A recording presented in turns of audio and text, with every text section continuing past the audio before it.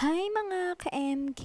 Another day, another mini vlog! Dahil nga nag-upgrade ako ng skincare ko, samahan nyo ako at ipapakita ko sa inyo kung paano ko to ginagamit. Char! Snail White nga pala ang bago kong skincare. Magwa 1 week na yata to nung pinadala sa akin. Try ko muna talaga siya gamitin bago ko i-vlog. So far, wala naman siyang side effect sa akin kundi ang mag-glow yung skin ko. Char! Actually, ito yata yung hinahanap ko matagal na.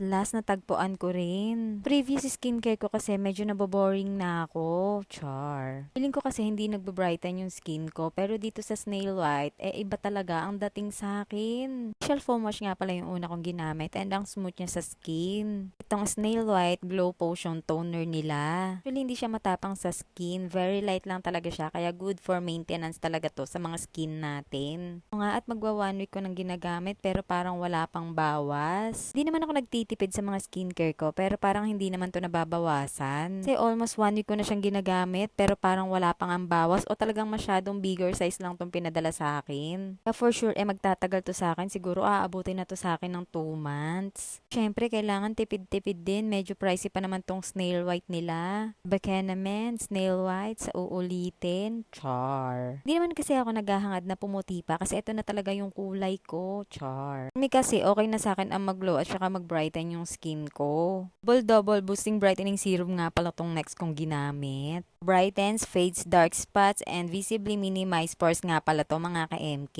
And at 2-in-1 na nga pala siya kaya sobrang sulit nito mga ka-MK.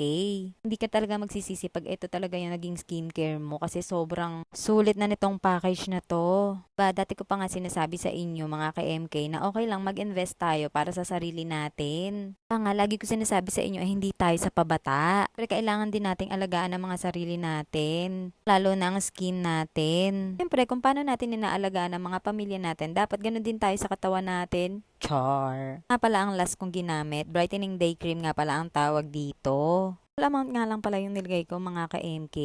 Hindi naman magmukhang espasol ang mukha ng mami nyo. Hindi ko nga pala siya ginagamit kasi may SPF 30 na. Diba, hindi mo na kailangan mag-sunscreen pa kasi all-in-one na nga. Naman ang box niya is 6 pieces ata o 7 pieces. Kurang sulit talaga nitong gamitin. Nga pala nang nilalagay ko sa face ko, nilalagay ko rin sa neck ko para naman balance siya tingnan. And tanan! Tapos ng aking everyday skincare routine mga ka-MK. May natutunan at nag-enjoy kayo, char. Yung nga rin palang kakalimutan sa mga gustong mag-distributor at mag-reseller ng aking MK Lip Tint, PM nyo lang po ako at always naman ako online, char. Kalimutan kong ipakita sa inyo ang bago kong ginagamit na soap. Soap glow nga pala to ng Snail White. O siya, hanggang dito na lang mga ka-MK. Thank you for watching. Kaya follow for more. Bye!